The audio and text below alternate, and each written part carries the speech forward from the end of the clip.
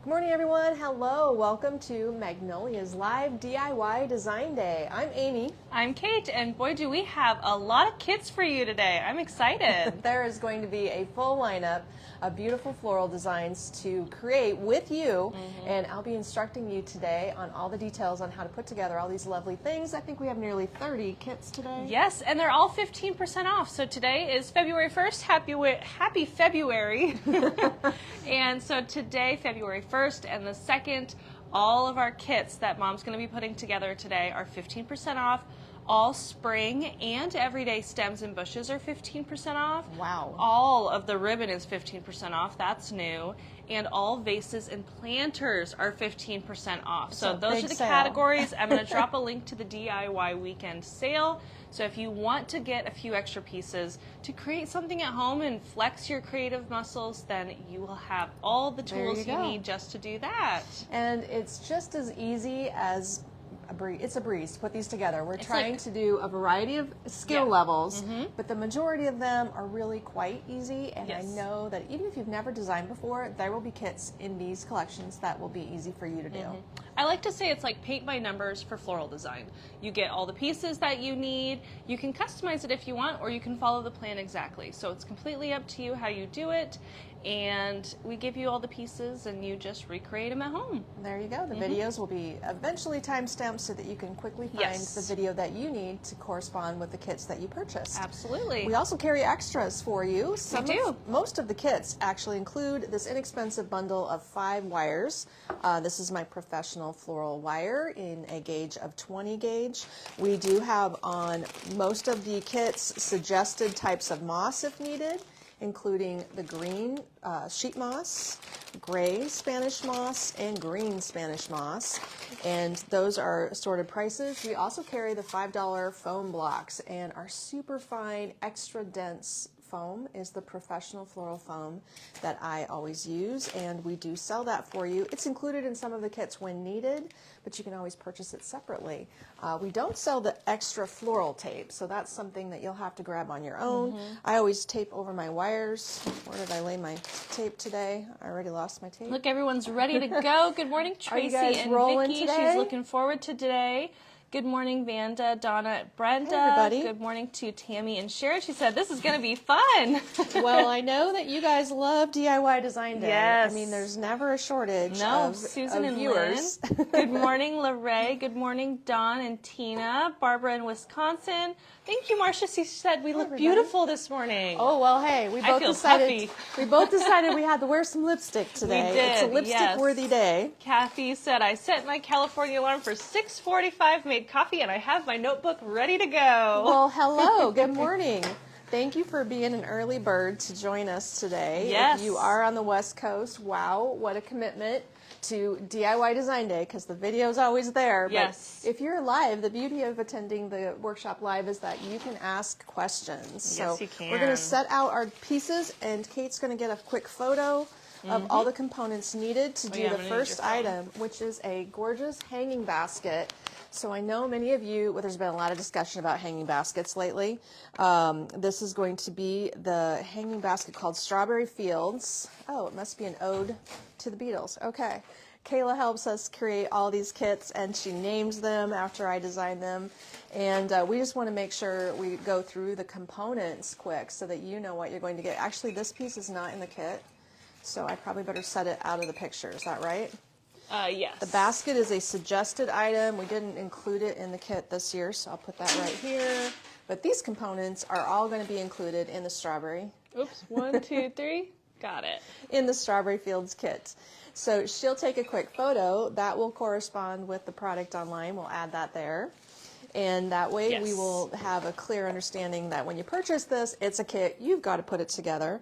I also think we suggested the foam but did not include the foam. So let me pull open this first one. Good morning, everyone. And I don't see if she's hopped on yet, but Donna, Kayla's mom, Donna, was the first one to place an order today at 12:03 a.m. Go, Donna. Okay, so what I'm going to do, this might be kind of high, is use this bucket, as long as it doesn't get, to set my 10-inch hanging basket in. So this is a cocoa-lined metal basket that we sell I apologize, I don't know the price of this item in our online store. That's this is fine. not a unique or special hanging basket. We have them for sale, but you could pick up a 10-inch basket locally if you would like to, or for convenience, you can add this on to the kit. But you can see what I'm doing here is setting it into a pot. I'm using this piece of foam so it doesn't make noise for you today. We should give the info before you get too much further there. So this is the Strawberry Fields Hanging Basket Kit. Okay. Regular price is $121, and this kit includes a block of floral foam, Amy's favorite foam. You got that. Which will be a whole block. Okay. Mm-hmm. 2 yellow poppy sprays. Right over here. Maybe. There. The 2 Cream Baby Cosmos. Here. A variegated garden ivy hanging bush. Some floral wire. A UV protected red Real Touch geranium. This is a gorgeous piece. And our fun strawberry bush. Just a little guy right here. And then our optional add-ons are some moss, if you would like it, and a hanging basket. Many of us have hanging baskets left over from the past season, so right. Or you can get one locally. We do have a few available online, but if you have one, then there you go. So this kit is the Strawberry Fields Hanging Basket. And just to reiterate, it is a 10-inch hanging basket. This is a 10-inch metal pot. And I'm sorry it's not pretty, but what I wanted to do was rig this so that I didn't make a racket when I'm spinning my basket around here with this chain. So that's why we're using this foam. Probably could have come up with a different solution. Hey, it works. So my brick of foam I have cut in a little bit larger than half. Use a little bit larger than half of it. So you'll cut your brick of foam down and lay it on its side in your basket. It's not a science on how big you have to make it, but I will point out that this basket is a 10-inch, and I would not use a larger one because it's harder to make the product look like it's filling the basket. So I've found that a 10-inch is the maximum size I like to use, and sometimes I even use smaller baskets in order to make sure my basket looks nice and full. Because unlike real plants, we don't need a lot of dirt. We just need it to hold it and look good. So I'm also going to take my wire that you're going to get in your kit, and I'm going to bend it in half and thread it through the cocoa. It seems to be easier to go from the bottom into the top like this, so that I can secure my wire, or my foam down with wire. And you might say, why aren't you gluing it? Well, because this way, this is securing the cocoa liner to the basket and to the foam, all in one fell swoop. If you just glue it, the basket will come out of the wire holder. This is the surefire way to do it. Then, if you want to add moss, this is the point where you would lay some moss in. You can. Outside, I don't find that it's super necessary because when you're hanging it, you can't quite look into the basket anyway and see what's going on in there generally. But one thing you want to avoid is when I go to wire these two pieces together, I don't want to cut through my foam. So occasionally I do lay a little stick, a twig, or a little bit of moss in there just to make sure when I go to twist my wires that the wires do not cut through the foam. This moss chunk is preventing it from cutting through. So I'm twisting it down here. And I'm, again, just using this pot to stabilize my basket as I design. My 10-inch basket's resting in any old 10-inch pot or a kitchen bowl, whatever you need to do to stabilize your basket so it's not rolling around on the counter and causing you grief. So the other thing that happens is the chain on these that we sell are clip-on chains. And so you have to be mindful of where your chain is as you're designing because you have to pull it back up and through. So you can cut your bushes apart, but I've found that you really don't have to. And this is pre-made because, of course, we shape all of our kits and we photograph them right off the bat, shaped up just enough to get a good photo. But you can see that this bush, once you pull it apart, has a lot of materials going on. And I like to sort of fan the stems, the longer pieces. Do you see how I've fanned some of the long ones left and some of them right? So it's all about shaping and how you position these pieces to sort of get yourself a nice balance already before you put it in the foam. Now you can also glue, so we're going to do that. I have hot glue in a glue pan off camera that I'm dipping into, and that is what we call pan glue. And we don't sell the pan glue because it is something that you can purchase at a craft shop, and you can get your little mini pan to melt things off online if you want to, or from those craft shops.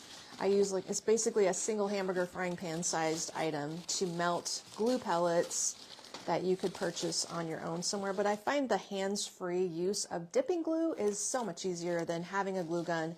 Plus the added benefit is the temperature melts at a lower melting point. Question from Ruth. She said, could you use this design concept in an urn? Why not?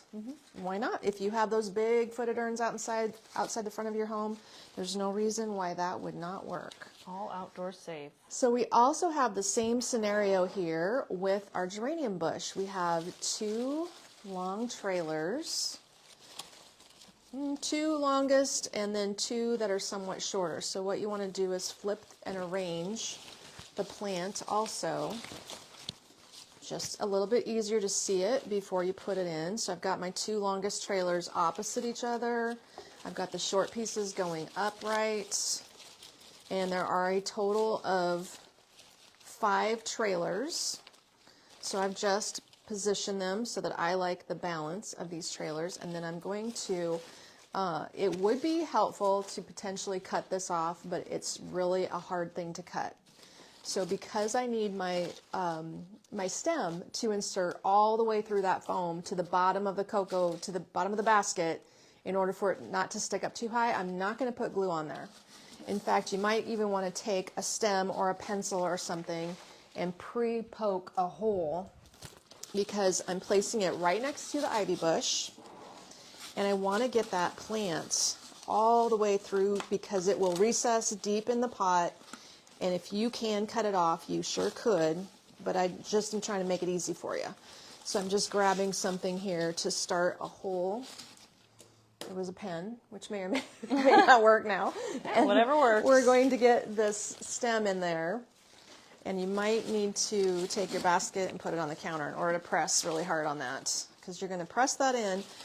It's going to be in there so well it won't need glue. Because it's recessed deep. So let's just get this on the counter where I can get some leverage here into my starter hole and push it all the way, oh, that wasn't so hard, all the way down to the bottom of the basket. Just saving you some grief over trying to cut that.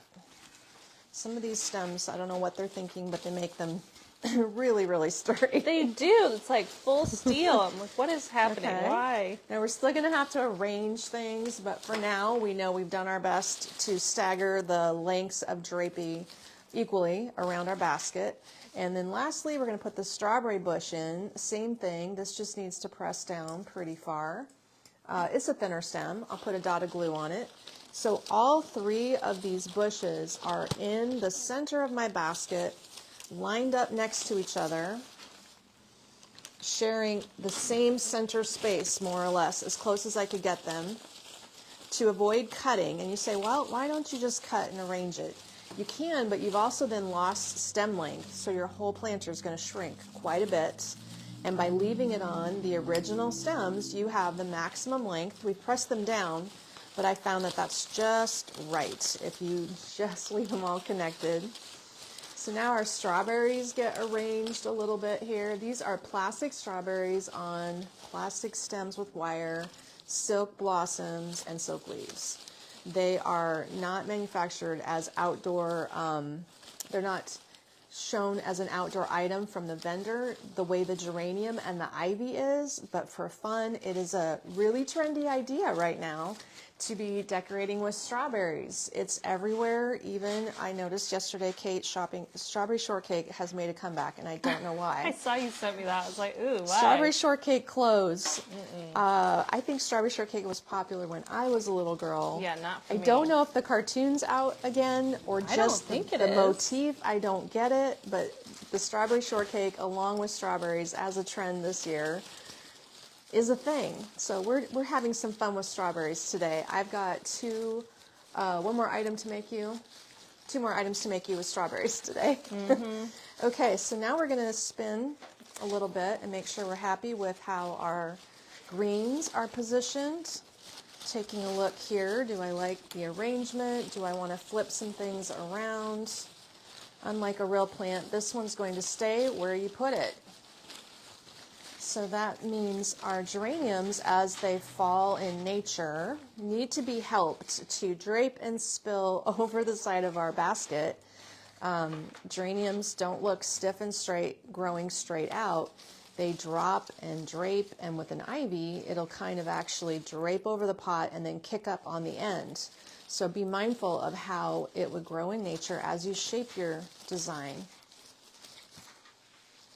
Kate's taking your questions today. I am not going I'm to responding try. to a lot via comments. Are you? So Great. Don't worry So about it.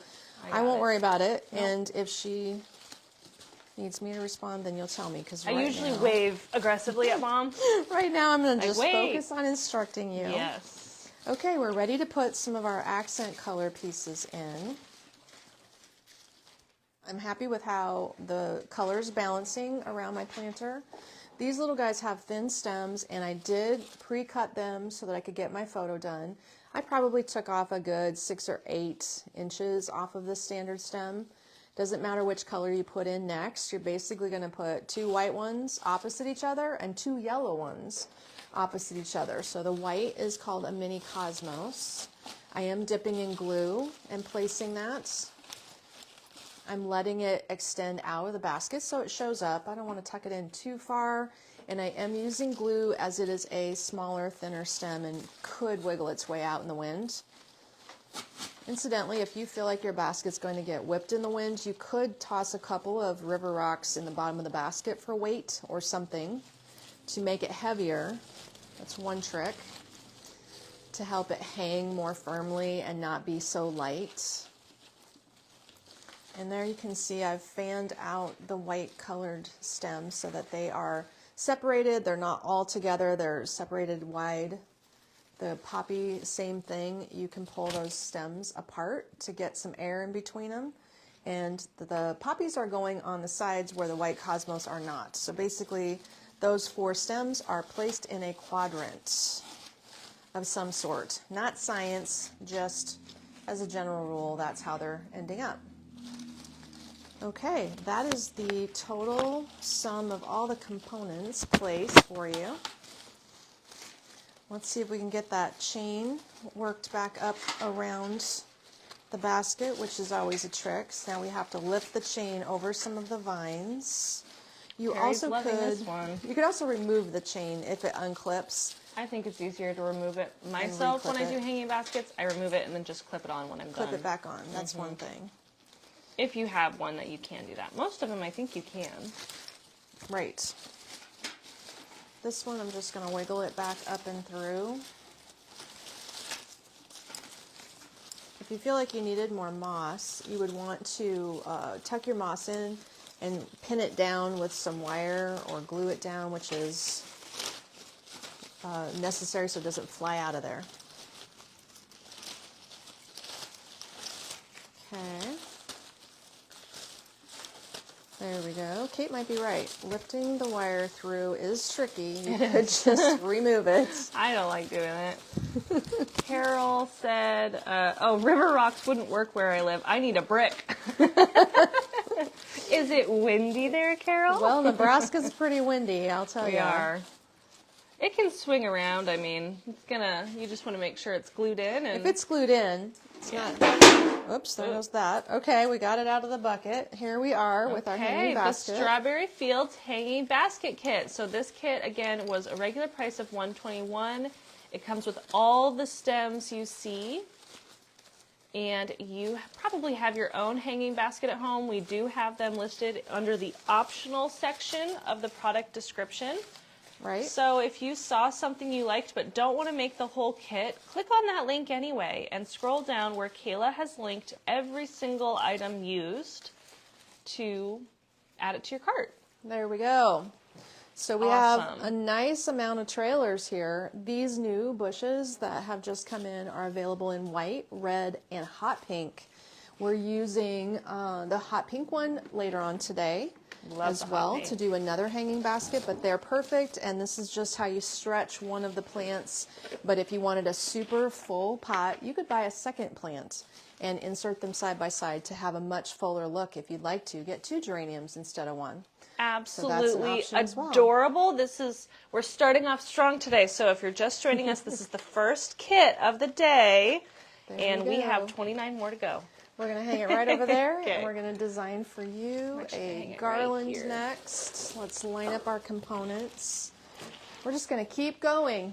This is a full day of design. Yes. And you're going to love all of these items that we found for you today. Let's lay out the next item. This is a coordinating garland. It will be an indoor item. Hello, everyone. Wendy said so pretty, would be nice for Valentine's. Yes. Lana loves that beautiful basket. Hello, Judy. Hello, Chris. It's with the cold weather we've had this winter in Illinois, it's refreshing to see spring flowers. I agree. I'm afraid we may have a little more winter. I think we do too. Good morning, We've been quite lucky here.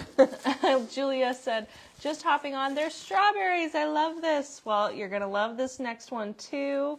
Oh my gosh. Good morning, everyone. It's so good to see you all. Jody Thanks for is joining in Ohio, inspired by you today, she said. Thank you for hanging out today. Can we wait and make our decision tomorrow, or is there only 1 kit available per kit? Oh, there's plenty. There's multiple. Yes. I mean, we say plenty, but there is a limit to each one. Of course. Based on one component selling out in the kit. But Kate, if you want to get your photo ready. I think we should be just fine, though, so don't worry. Kate's watching everything to I make highly sure. recommend, I highly recommend you wait until the end of the day. Let me just snap this. 1, 2, 3. Perfect. Let's make sure our eyes weren't closed. They were. Let's try again. 1, 2, 3. Mom has a knack. There we go. All right, the lineup today. This Yes. is only 4 different types of components. We're going to make a 5-foot garland that is coordinating in color. And got it. Other new items for you. This is the Busy Bee Garland kit. This one is a regular price of $128. This kit will include the Feather Few garland as our base, a new green base, a strawberry garland, playing off of our previous hanging basket, the white fairy blossom garland, 2 of the spring wildflower bee sprays, so adorable, and some floral wire. An optional add-on linked in the product description of this kit is the clip-on butterfly. Highly recommend the clip-on butterfly. I have that behind me so I can show you. And again, this is the Busy Bee Garland kit. So I'm going to set the others aside and start out with my Feather Few in this dark green color, which is fun and different. I should probably move my glue out of the way for the moment. We don't need glue going everywhere. Nope, I don't want to drop that. And the other thing I did with my wires, I need to show you how to tape wires today. It's a little florist trick that does require some practice, so don't feel bad if you don't get it right the first time or you feel that your taped wires don't look like this, because it does. It's something that takes a little bit of time to get onto, but the reason I cover a floral wire with floral tape is so that it becomes tacky and grabs and creates, when you use it, a cleaner finish when you're tightening up these wires. So it's just a little floral trick that I like to use. I'm bending the tape over the wire, and I'm going to use this angled motion here to roll my wire into my tape.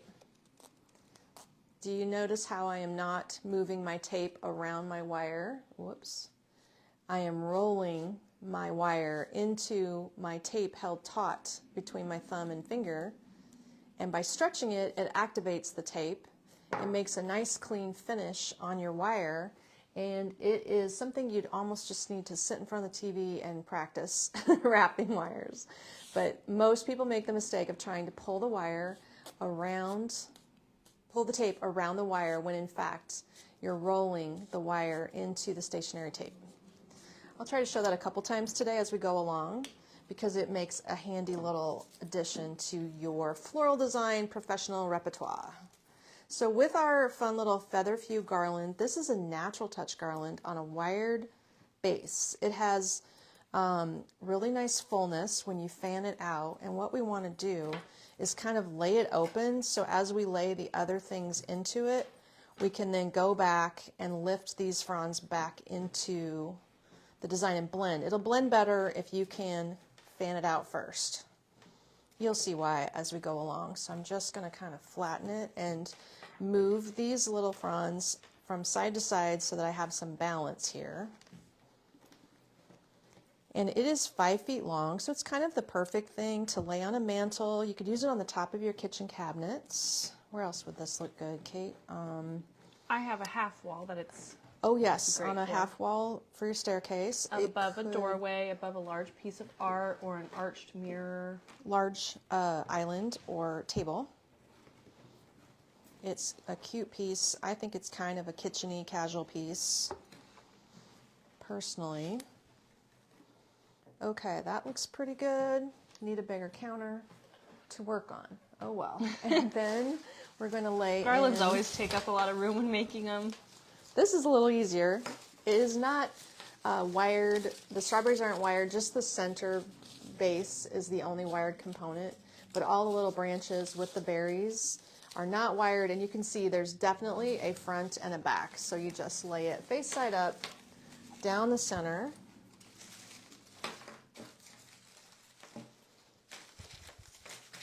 And it's the right length. So these two pieces are going to line up perfectly. You won't have any problem having enough. It's just the right length. We're trying to place our stems right on top of each other because we're going to be wiring them together. There we go. Okay, we do sell our floral wire bundles. What gauge of wire is in the bundle? 20. Okay. 20 is right in the middle. That's why I like it. Now look at the structure of this piece. It's a little bit crazier and haphazard. It's not as even, but there's plenty of length here. Just notice that the structure of this piece is a little different than the others. It's not perfectly symmetrical, but no big deal. We're going to lay that running down the center pretty much. And this piece is going to come up just a couple inches short on each end, like 3 or 4 inches on each end, not even. So you have to just be careful as you center it. And then these long wingy pieces, you could leave them out for now because you can always weave them back in, meaning they're long, they're sticking out quite far, but just we're worrying about stacking up our components on top of each other to get them wired down. And now here's the trick about these little guys. The stem is coming upright, of course. Everything's facing upwards. We're going to take the bottommost stem and bend it down because we're trying to stretch the spray to take up a little bit more space. And then we're lifting it open to create just a way that you can see that the center of the stem is going to stack on what we've got going here. But here's the thing that seems to work better. You have to center the two pieces in a way that looks balanced to you.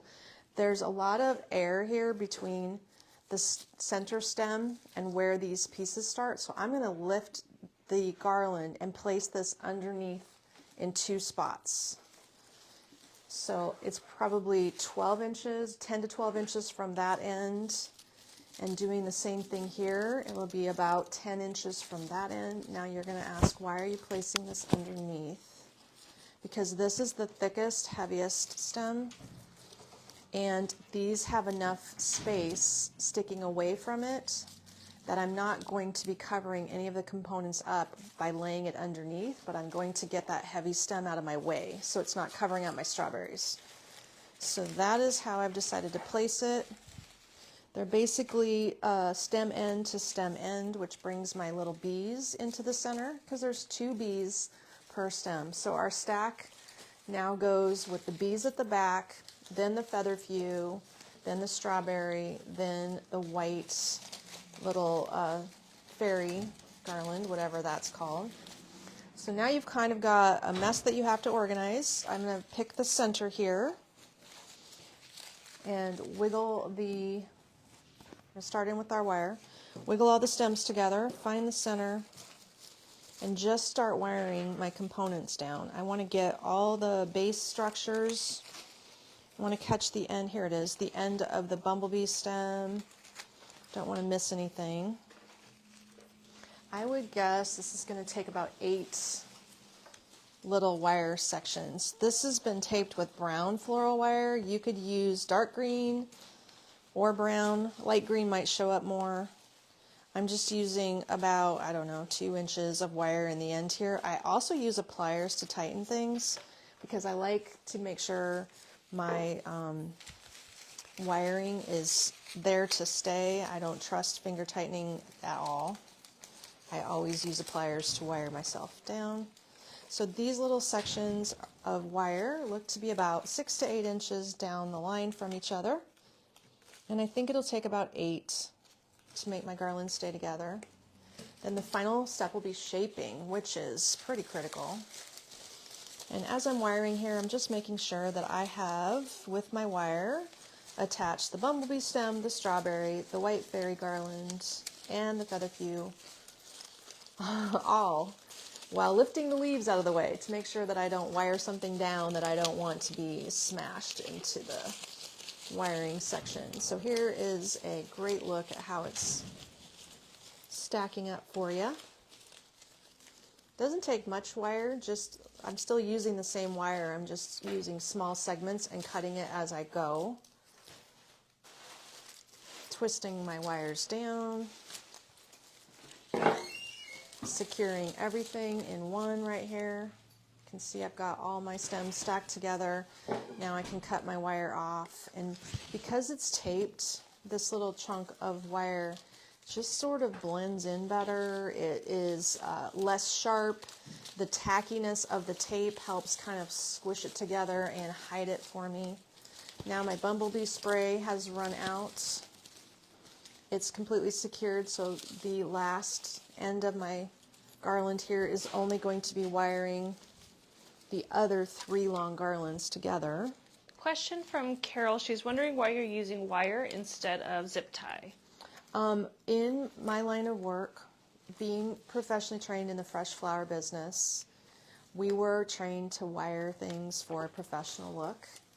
Zip ties, I think, are being adapted more often in silk design, never in fresh design, and that's my background, so that is why.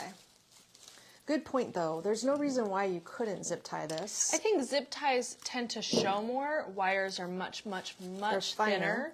So we also have that control of not having to hide a big band of zip tie around it.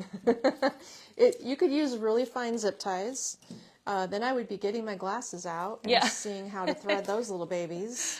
But you could certainly use really fine zip ties. I don't know why you couldn't, but to be honest, that is why I've never gotten on to using zip ties. To me, it is not as professional, so I don't have my designers doing it either.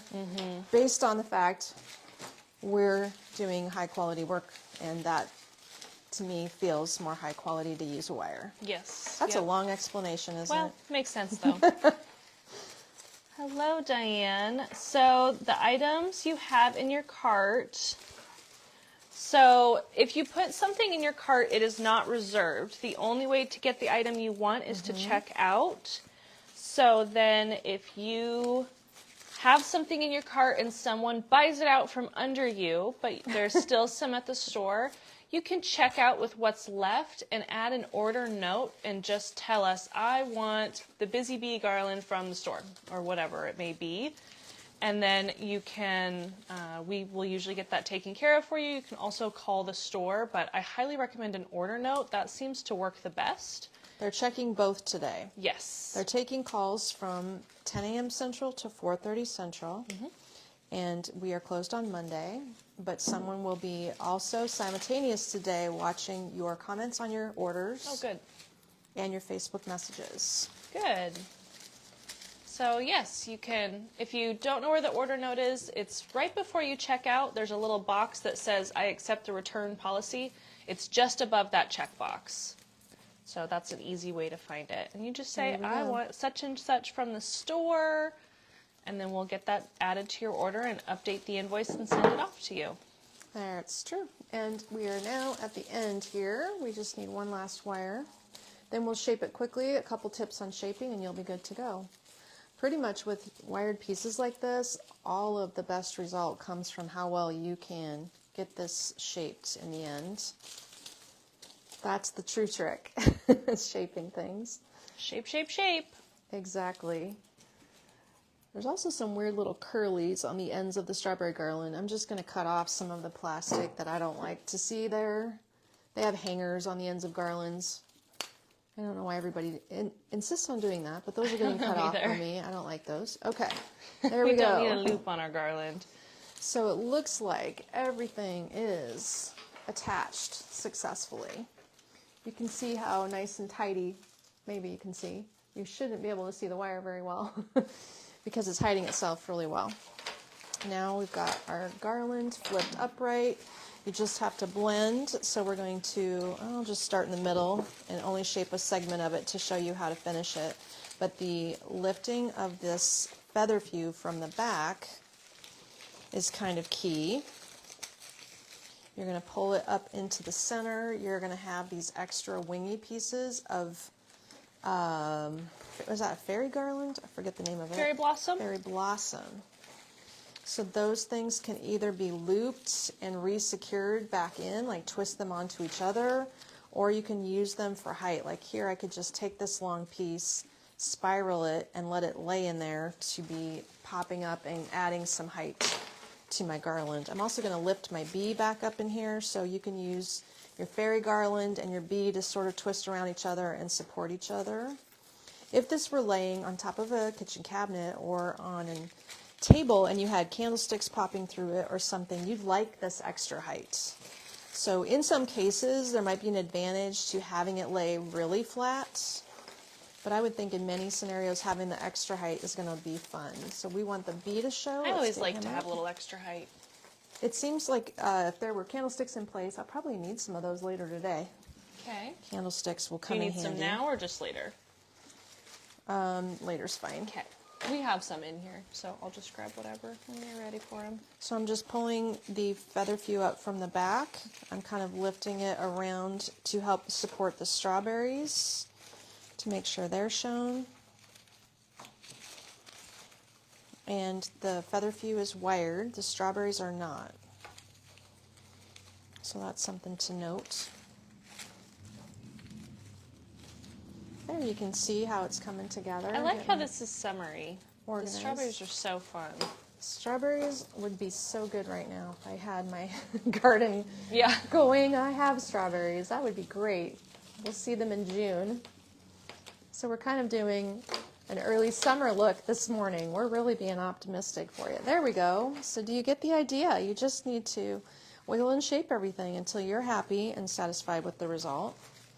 But it's all secure, so nothing's going anywhere. Now it's just a matter of arranging it. If it seems too long, take your finger and spiral it shorter, because all these little wires respond great to just twisting them around into spirals to control their placement and their length. Very all fun. right. Love this garland. What do you guys think? So happy. It is happy. It is a There very we have happy it. garland. Okay, do you need another picture? There you have it. So that is the Busy Bee Garland kit, and you can recreate that at home. Perfect. So Let's see if we can lay it up on our okay. mantle at all. We'll get ready. We have one the more bee optional thing. So item. I thought, oh yeah, I thought we would do the next bee thing. We do sell some fun butterflies this year in 4 colors, 3 or 4 colors. They're sheer butterflies with florals. And I know this is a suggested item because it's very delicate, and once you figure out where your garland is placed, you could add a butterfly or two just for fun along with the bees. Okay, let's loop this back here. Okay. Beautiful. Oh yeah, fireplace, nicely draping. Make sure we get this out later. Make sure it stays put. That looks cute. Okay. I like those butterflies. They're easy to use. We're going to do some more butterfly-themed items with that wreath as well. So now we're going to be moving on to item number 3 in part 1. If you're just joining us, we are doing DIY weekend. We are going to be live for about 6 hours today. So you're going to have plenty of time to pop on and watch and get some inspiration to see some new things for spring and summer. We have a lot of spring and some everyday styles today, from porch pots, wreaths, hanging baskets, swags, drop-ins, and vertical swags as well. So we have lots of variety today. Is the bow included or separate? The bow is separate. The bow is sold yes. separately. So these videos will be available for replay as well if you need to go back and watch it again once you get your kit. Okay. These will be available for you to rewatch. That our kit comes with wire. Well, let's get started on the description here. So this is the Busy Bee Wreath kit. Regular price is $112. This kit is built on the mixed fern eucalyptus wreath. There you go. Very full wreath, grapevine base or angel vine base. So it gives you a nice jumping off point. It comes with a strawberry garland. You could use the full garland in there. Right. Unwind it. Then a spring ribbon bee pick to just carry on our fun theme. And then an optional add-on is the Be Kind bow. So maybe you have ribbon at home and you want to tie your own bow or do something different. This is the suggested bow for the kit, and it is linked in the description of this kit on our website. So we'll get started. I'll get a photo here. I forgot. Oh, yep. The photo is necessary. Photo is necessary. Okay. Okay. So our, here's a tag for you. Our garland is the same garland we've just used. And we're going to wind that through our wreath, place our bee in our bow, and this will be one of the quickest ones. This is so far easier than the other 2 designs we've just created. I know that there's a lot of product here, so I'm going to do my best to sort of fan this open and lay the strawberry vine around the wreath a couple of times here. But in order to get it in there, you sort of just have to separate left and right all the components and try to get it down to the wreath base. The wreath is outdoor safe. Yes, it is. These are plastic and fabric components on a angel vine base, so all good. Okay, that's working nicely. I love these little pom-pom burr items in here. They're really fun. So I've kind of flattened and opened it up in order to get a space for the strawberry garland to tuck in there. Again, I do not love these little circles. Personally, I'm cutting that off.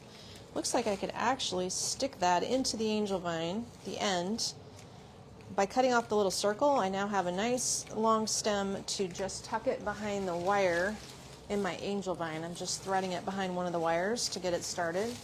That'll secure it a bit. And then I'm nestling it down in here, making a racket probably on the microphone, but this is some crunchy components. There we go. This is going to go around a little over 1 time. So I'm going to use the whole thing in here today. You could just make 1 circle and then cut it off. If you did trim it off, you'd have this much remaining. So it's using a little more than half. I'm going to keep going because basically you can just put your bow on the thinner area where you have less strawberries.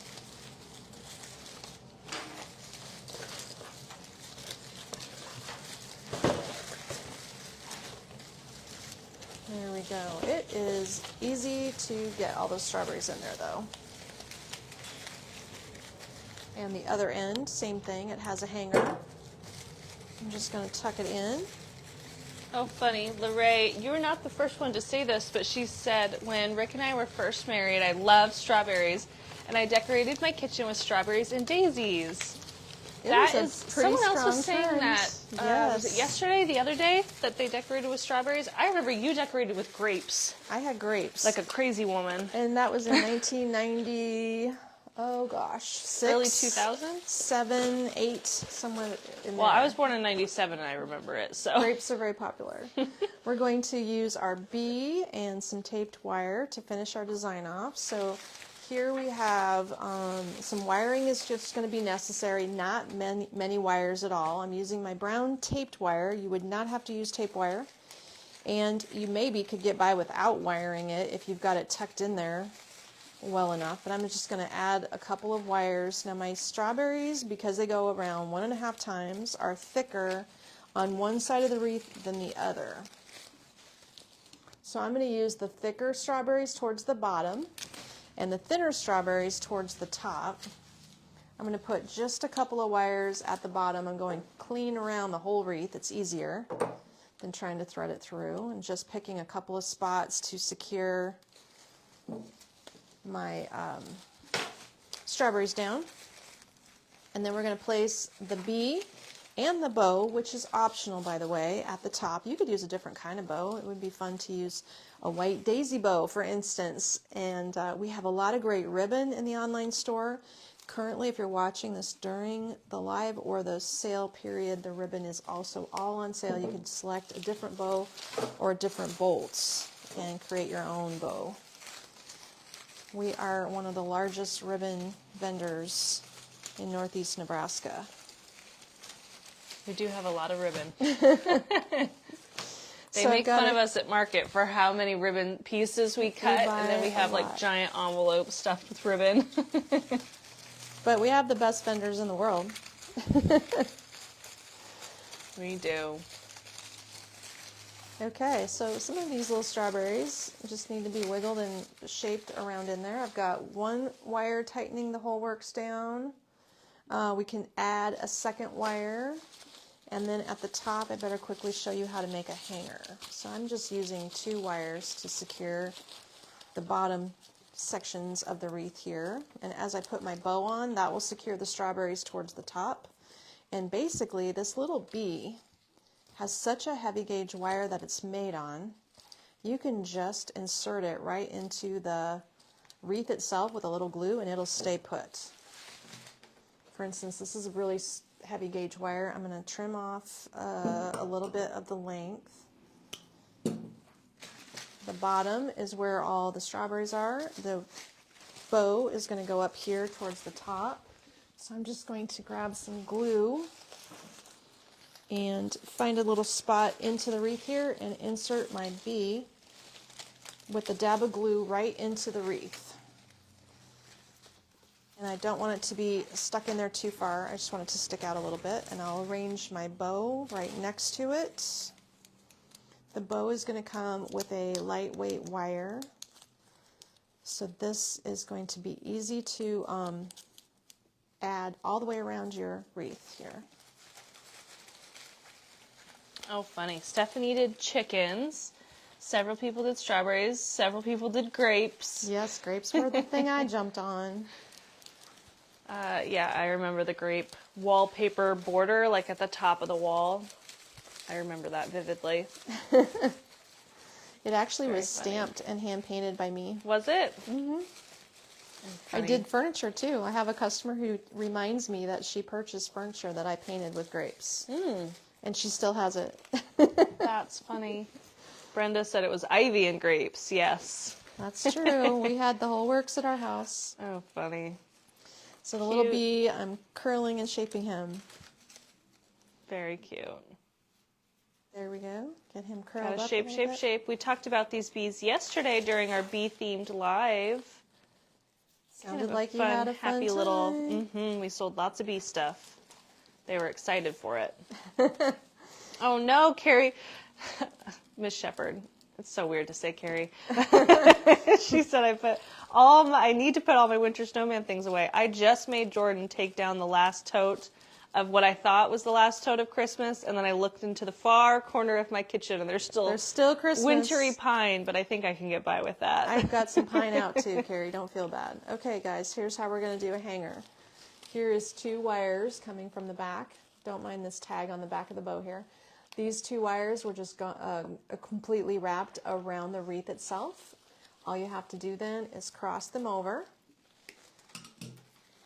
just like this, and twist the ends around each other to make a nice bar hanger. I find a bar hanger helps you center your wreath better than a single loop.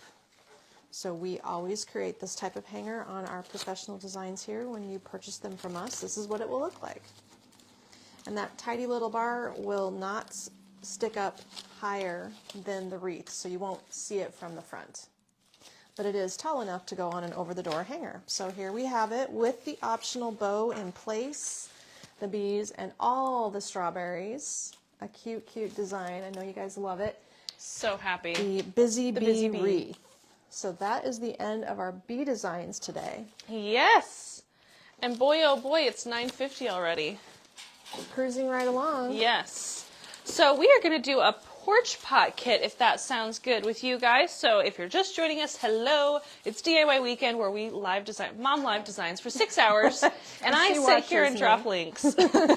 She watches me. Yes. Okay, we're going to keep track of that. So we are going to do a porch pot kit next. I did bring your foam knife. There you go. Thank you. And this kit, of course, is going to be outdoor safe. We'll give you all the stems. We're going to list all the stems. If you want to buy the individual stem components, they are 15% off in the website. And everything that we use in these kits is linked in the product description. So you'll just click on that link I drop, go to the product description, and you can see it'll say hydrangea or lilac, and you'll click on the link and add it to your cart. This one has a suggested bow. That is the bluebird This one? bow. Yes. Okay. Oh yeah, I think you need to add that. It looks like she maybe never did that. Suggested bow. I'll check it. Okay. So let me get this taped on. We'll snap a photo, and then we will go through. Laura, that wreath behind Mom is a kit that we are going to do a little later. We'll get that one done too. It's Yeah. not quite designed. It's sort of just hanging there. Little by little. It'll get better. Yes. Okay. Ready? And 1, 2, 3. I take several because she always closes her eyes. That one's closed. Open. Good. We can do It's the like a rundown. professional. I'm a professional eye closer on Yeah. photos. Okay, you ready? Ready. This is the Haven Porch Pot Kit. Regular price is $132. It's on sale today and tomorrow. The components of this, you are going to get the gray square planter. There. You're going to get a block of floral foam, a white echinacea spray, Over here. 2 lavender lilacs, 2 lavender agapanthus sprays, a Real Touch Magic Maidenhair bush, a UV protected hanging garden ivy, and 2 blossom cream hydrangea stems. There we go. And I will add the optional bow add-on that we will show at the end. It'll be this little guy. And it is called the Lucky Bird Bow. The Lucky Bird Bow. Okay, and our design begins with properly foamed up container. You will need some glue to secure this in place. And I did provide the minimal amount of foam that you can get by with. If you want to fill it fuller, you can. If you have scraps of white foam, you could build up around here. I was just trying to keep the cost of the kit down. The bricks of foam are $5. I'm going to draw a line just below the top of my container on my foam here, using my steak knife. And this is the foam that's going to get glued into the planter. And this is the foam that with one little cut is going to wedge it. So this is the trick. We're going to cut this foam into 2 triangles, just like this. So like I said, you could use more foam from our store. You could use scraps of white packing foam that have come in your shipping. But if you glue this block in with nothing to support it, it could easily break out of the planter, and you don't want your design falling out. It also, if you're sitting this out in the elements, all of it's outdoor safe. If water stands in here, it will loosen your glue also. If you feel like water's going to run through it, you might want to drill some holes in the bottom, which wouldn't be hard. It's not heavy duty plastic. I usually make Jordan drill holes in the bottom of mine, so that way the water can run through it. You can then also put gravel in if you want to add weight to this pot, or you can use this pot as a liner and set it into something bigger. An 8x8 planter, for instance, is perfect. So I've got a glob of glue on there. I'm going to place that in the bottom of my planter. And that glob of glue is going to set up for a second. Then these two pieces as wedges, you can see, are going to just perfectly go, let's see, left and right here, making sure I get them in the right position to glue. Yeah, I always forget which way the wedges need to be turned to wedge properly so that the glue gets in there. So here we go. We're going to dip this side of our wedge in some glue, make a nice gluey mess. But that glue is nice pan glue off to the side here, and my pan glue is going to be good and secure, wedging my design in place so that this planter won't be tweaked out of here. This little brick won't be bumped and moved and broken out off of its glue bond. So that's how you stretch one piece of foam in order to fill the planter. And you can see there's plenty of space now if you need to add some weight to this with pea gravel, no hole drilled in the bottom, or big rocks, you can drill holes in the bottom, or sand, don't drill a hole in the bottom. All of those things. All those things might help you. Okay, first things in will be our ivies and our greens. What we want to do is shape these guys. They have been pre-shaped because of our photo purposes here. So we've got some nice length to this ivy here. We've got a deep glossy finish. This is a brand new kind I've never had before, so I'm really excited about it this year. I like the leaves are a lot bigger. They are. It's a large scale. And variegated is always so nice for contrast and for getting a fresh look with your florals. It keeps things from just getting too dark and heavy. The contrast of the white edges is something I always buy every year. So this is a pretty thick stem. I'm going to sort of press a hole in here for starters to make sure I know where it's going. And if I pushed it in there really hard, you really wouldn't need glue, but glue would be an option that might make it more secure for you. I'm going to dab a little bit of glue on there and put it back into the hole I created. I'm taking up half the planter with the ivy and the other half with the fern, basically down the side. The other thing that will be an option is you can cut off one of these long pieces and reinsert it with some glue in another spot that is a hole. You don't always have to leave your plant together. But just for the purpose of easy, I'm going to do it as one piece today. Here's our fern. Now the fern's been pre-shaped somewhat. These ferns come very flat. And maidenhair ferns are my favorite. These guys respond great outdoors. They hold up well. But do you see how I'm kind of bending the fronds a little bit? Because they are so stick straight. It will look more natural if you can separate the fronds in the bush itself and then take the little pieces and give them some bend. I'm just kind of crimping it over my thumb and working it into a curve to soften the whole look of the bush. And once you do this, the thing just starts looking fuller because you've taken the flatness away so it can't stack itself up tight. There we go. It is much easier to shape this before you put that in your planter, I found. Do you see how it's getting nice and full? Just from that little bit of extra shaping. So don't be afraid to mess with these wires. I don't buy any products that would break when you handle them like this. It's kind of like doing hair. You have to get in there at the root and give it some lift. Okay, now our plant looks much fuller. And we're just sort of angling it off to the other side of our planter.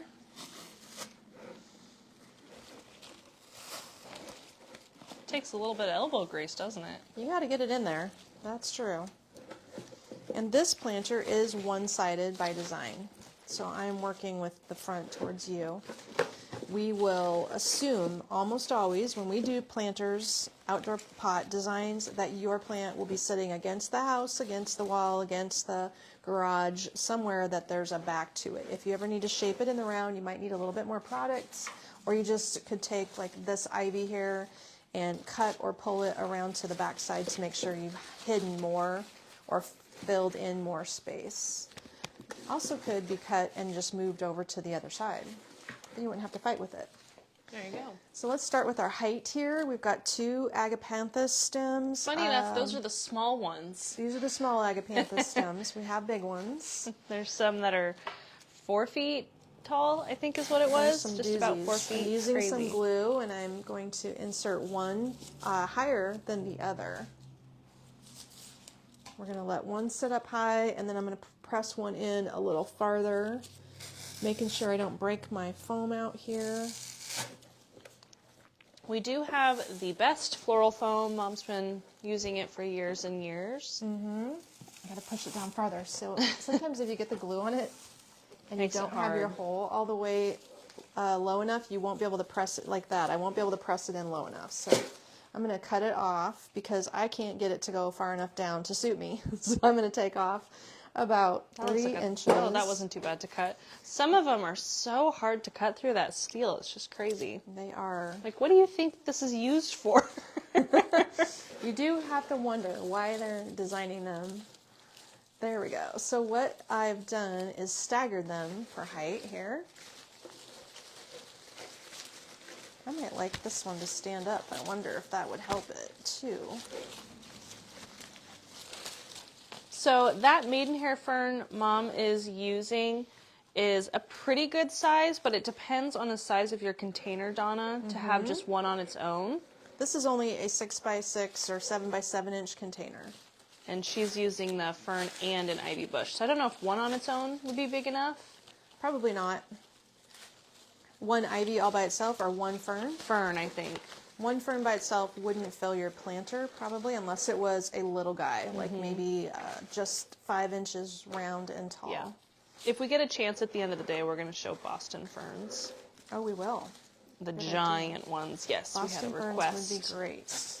Okay, so that would be a good item. Now I've got my 2 Lilacs. lilac stems that are staggered in height. I did cut a little of that off. Do you for need your stem length. DJ turntable? I might. Where did It's I right set here. that? Oh, there it is. There you go. Give it some Make sure it's winginess like in here. the center. Might be Sorry, I'll helpful. turn to you as soon as I get the position correct. Donna, by the way, congrats on being the first order of Saturday. 12:03 a.m. There's no special prize, just recognition. I always like to see who's the first order of the day. That's just awesome. Okay, so I kind of have a garden-y idea on this piece. I don't want it to be too stringent and formed too specifically. So I can definitely just let these flowers spray and fan out. This is kind of a suggestion of placement. It might turn out a little differently at your house. And the stems are all cut except for the hydrangeas, which do come short, just like this. And anyway, a hydrangea is a heavier flower. It looks better at the bottom of the design. It looks a little top heavy when you use a big hydrangea bloom at the top of the design. So I like to taper my flower stems. And we're going to put this one in a little bit deeper. And this one in also a little bit deeper.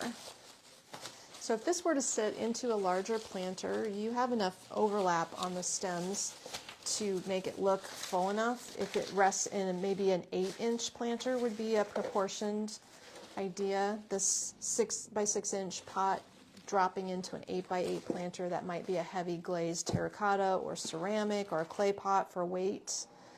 That could work. And if it's just sitting by itself, add some weight to the planter to make sure that it doesn't go flopping over, because it's quite light at this point. And that's how we ship them when we sell you the pre-made ones here at the store, is Suzanne unweighted. says, such a gorgeous planter. Sharon likes that it's airy.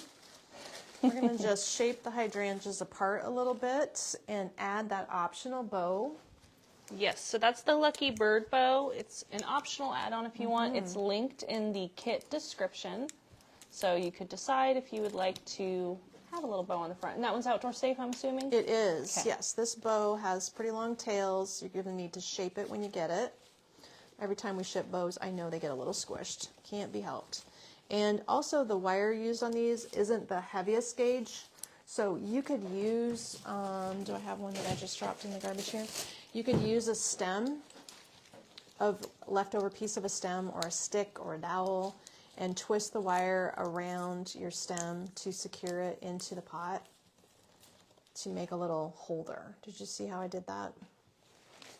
That way it's easier for you to insert it and then the wire won't come free. Whoops. There we go. So the bow has all the colors. It just ties it together nicely, adds a little something something. It does. It makes it a little more springy, I think. And they're on sale today too. So you can purchase the ribbon individually. We sell all those different bolts by themselves in 10-yard bolts. They're inexpensive and they're on sale. Got some great ribbon vendors, and that just finishes it off, and we have the completed design. I love it. So that Porch Pot kit is available right now online. And if you saw something in that kit that you really liked but don't want to necessarily do the whole thing, everything that was just used is linked in the product description. So just click on the link anyway, and Kayla has it all written out for you. Okay, I'm just going to put him down here. Hopefully he's not in the way. We are going to do a vertical swag next. And we won't forget the wreath behind me, don't worry. No, we will not. Might actually do that after this. After this? I'm kind of transitioning the color, if you can tell.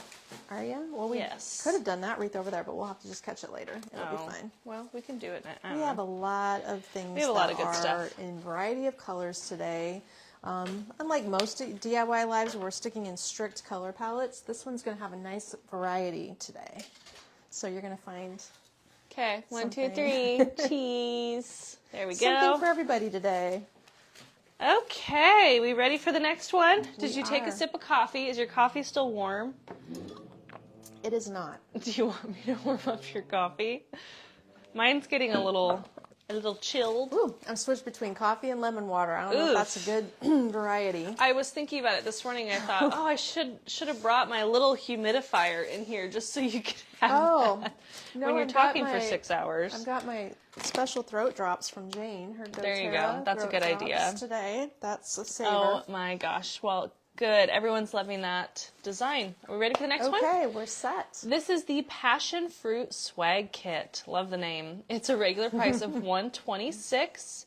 And in this kit, you are going to get 2 Wild Queen Anne's lace sprays. Nice stem restock from last year. You are going to get 2 Orchid Clematis sprays.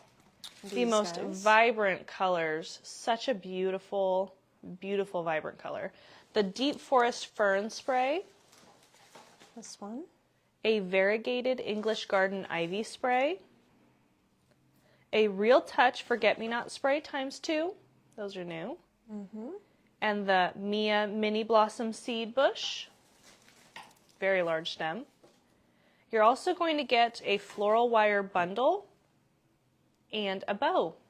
Perfect. Which bow do they get? Oh, the Lucky Bird bow. Okay. Well, you can take that one. Oh, off yeah, that I just wreath stole over it. So that is all of the components. The bow comes with it. So it does come with it. Might need a photo again really quick. Okay. It kind of needs the... It needs it. It needs the bow. You could use a different bow, but it will need a bow. Okay. 1, 2, 3. Let's see if our eyes are open. They are. Okay, we're going to do a vertical door swag out of these components today. Let me set that aside for the moment. And the key to this look is this handy dandy stem with all this nice bendy vine, all these extra wires. I love this stem. Not only does it make a really great drop-in vertically, but if you do a door swag, it gives you a nice, interesting structure to build on. So we're going to grab 2 of the stems here from the bottom and pull them backwards just to outline what our door swag is going to start out with. Do you see how I've got 2 going up, the rest of them going down? They fan out and taper perfectly. And we're going to lay all of our other stems on top of this because these wires in this bendy vine structure at the end will cross over and help secure everything in place. I also haven't cut this stem. If it bothers you, you can turn it into a curl. You just have to go slow with it, otherwise the paper covering will pop over. And for outdoor purposes, you're going to want to keep this in a covered place because these little guys are paper right here. And the stem is paper. So what I've found with paper is that if it gets wet, of course, the paper is not going to do very well, but the fading of paper products is one of the bigger problems. So let's stack on top of this some of our components. It's not hard at all. We're going to stack our forest fern and lay that right down the center. And that makes a nice background with some extra green. And you can see my stem sticking up. We could trim a little bit of that stem off. We're not going to need all that stem. Then we've got a really pretty ivy here. So that is layering down. And I've pulled one of the ivy fronds upwards here to give us two going down, one going up. Next, we're going to lay our clematis on there. Everything's snagging. One clematis gets left long and one will be a little shorter. We're going to stagger them down the length of the design because this is the brightest look. It's going to definitely catch your eye from a distance. So we need to make sure you get that in place. Now notice how I've cut this one shorter. It's staggering above the first one. And I also spiraled this because for some reason they've put the open bloom above the bud. I would have designed the stem the other direction, but nobody asked me. So we're going to let the bud trail down, and I actually just curled the open bloom to pull him backwards, which is a handy little trick. So there we have started our stack. Our wire is going to be going about there, by the way. And the wire is included in your bundle, so you'll have the right gauge of wire to get the job done here. Let's lay a couple of these Queen Anne's lace in place next. So I didn't cut the Queen Anne's lace. Well, I might have. I don't remember if the stem was a little bit longer. It probably was. But we're going to stagger the Queen Anne's lace also. One will be longer, and the other will be pulled back a little bit. So those are here and here. One's drop lower than the other. Here's the high one. What we can also do is grab a couple pieces of the Queen Anne's lace at the bottom of the stem and back it up here. Pull two of them back to help add a little bit more material at the top of our door swag so that it's not just sticks. I always pull a little leaf or a little flower, something upwards to fill that in. And then our forget-me-not stem, which is Natural Touch. It's a beautiful stem, even if you want to just grab it for a vase drop-in. I've left one long and I shortened one up. So again, we're staggering these little guys as well. That clematis is just so striking in there. Love it. It's definitely a showstopper, and we do carry the clematis in another color this year as well. It's a very pale lavender color. So we have two different colors for you. So this staggered forget-me-not, I'm going to pull one of the blooms backwards and let the other blooms tuck in. So I've kind of got my hand on here now so that I can keep everything together. And I've eyeballed it to create a nice stack. Do you see why we're going to need a bow? Because right here in the middle is the empty spot. So if you were to fill it with more flowers, you could probably fill in the gap and go with no bow at all. You would just need maybe another big clematis stem would do it, or a larger bloom like a lilac or a white hydrangea, another suggestion. Now with our bundle of wire, you're going to want to potentially tape your wire. And if you don't, it doesn't hurt anything, but it is a professional trick that I like to use to pinch my tape over top of the wire. And then I'm rolling into my tape. Instead of wrapping my tape around the wire, this pinch up here, I begin twisting. Do you see how my fingers are twisting like this? I am twisting and I am keeping my tape taut and rolling my wire into my tape. It's a handy little florist trick that by covering a floral wire, you get this nice tacky tackiness, and it's a cleaner look when you use this wire also. So when I put 2 little bands around here, these 2 pieces that I'm going to add will create my hanger. So I've got one coming off the side over here, and I'm going to twist up another. Takes a little bit of time. I have not mastered the art of taping. Haven't you? No. It's something you practice. You and Grandma make it look so easy. It is tricky. It is tricky. It's So surprisingly difficult. It is possible. Maybe I should just keep saying you can use zip ties. Yes. Because as someone suggested, why can't you use zip ties? You sure can. But when we're selling our stuff, we like to make sure that we're using wire here at our store, and I am in the habit of using wire. And I've been at this for 30 years. How old am I? I've been at this for more than 30 years. It would be difficult for me to change my tune and start using zip ties. That's for sure. Well, I think especially in a professional setting, it looks nicer. It looks nice to have the wires. Yeah. So here's my secret for this hanger. Do you see how I've got a wire coming off of each side? They're separated a little bit. They cannot squish together because I've positioned them so that they don't slide on my stem.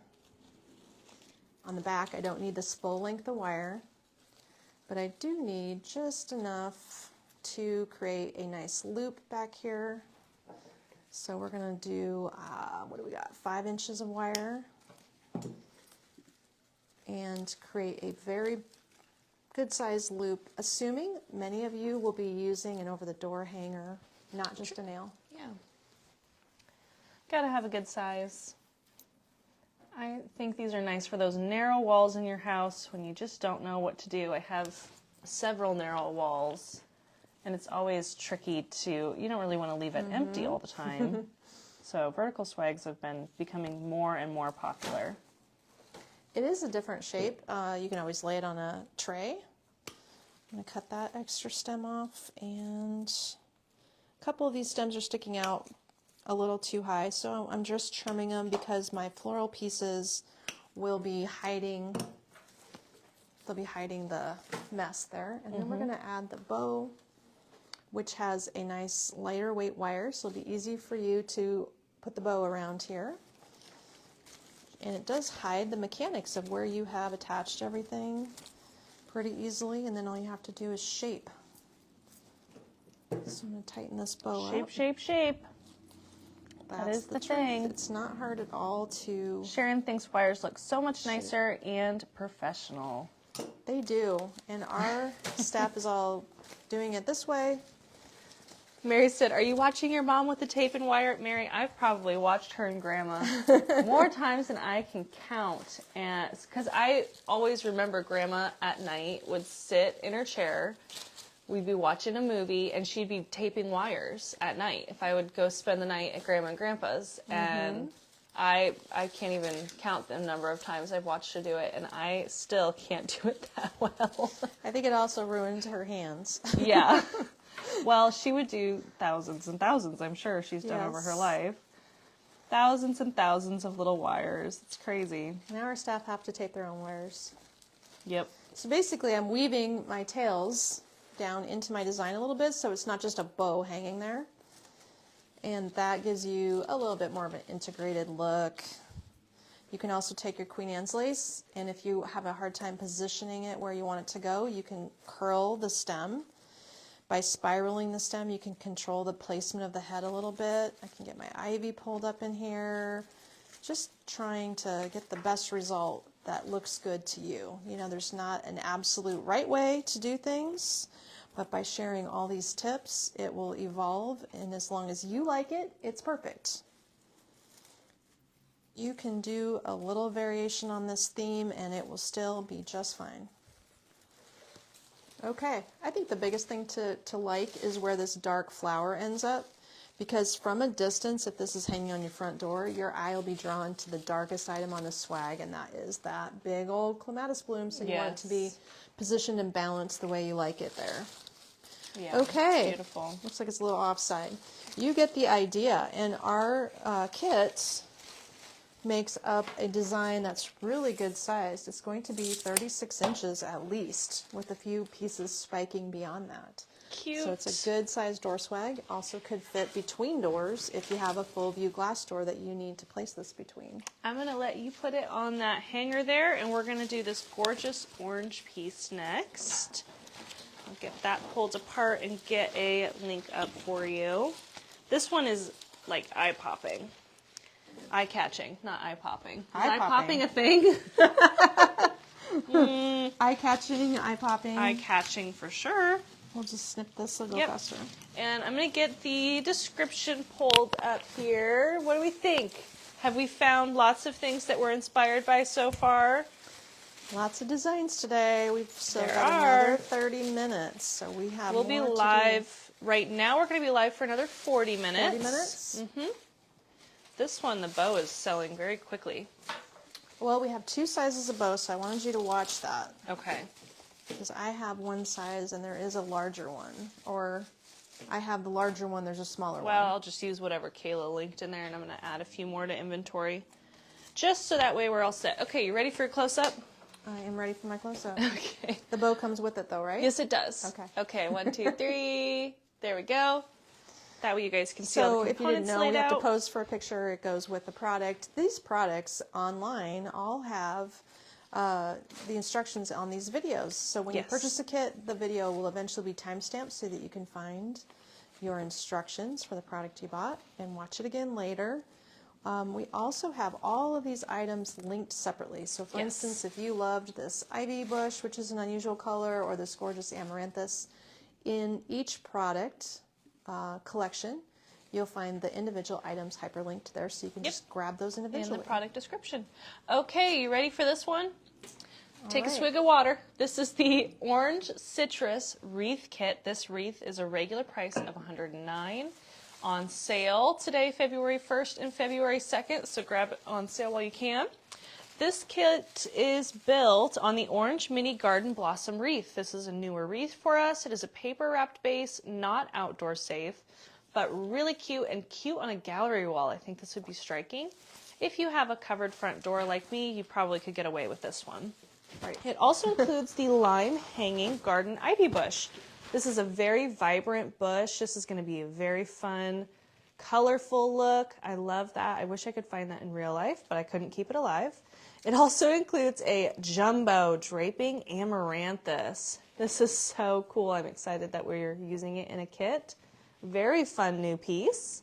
It also includes some floral wire for putting everything together and the monarch bow. So you get a bundle of floral wire and you get this pre-tied bow that we tie each one in-house. Okay. So that is all the components of this kit. I'm going to drop a link and we'll get going. Perfect. So this is a wreath that's going to come kind of compact, and you'll want to fan open and shape it up a little bit. Ruth said, too many ideas. Head is spinning. Eyes are popping. Are your eyes popping, Ruth? Oh my gosh, Drink that's more funny. coffee, Ruth. Get your tea. Get your coffee. Dawn, the timestamps will appear after the fact. I have to go back and manually add them in the video descriptions and on the YouTube video description. So they're posted on Facebook and YouTube. So they're dropped there. Okay. I think that was all the questions. Easy questions. I just had to tell you that funny comment. After the video happens, the timestamps won't occur till the time actually occurs. Yes. I have to write them all down. We'll go back and get them. Yeah. So the bush of ivy has a couple of trailers. Looks like we have 2 longest ones, 2 medium ones, some short ones. Basically, you want to sort of, without cutting and making more work for yourself, fan open your wreath, figure out where the top is, where the bottom is, and we're just laying we're picking a spot and laying our ivy in there. And then we're going to pull our ivy up and through in a couple of areas and wire it in place.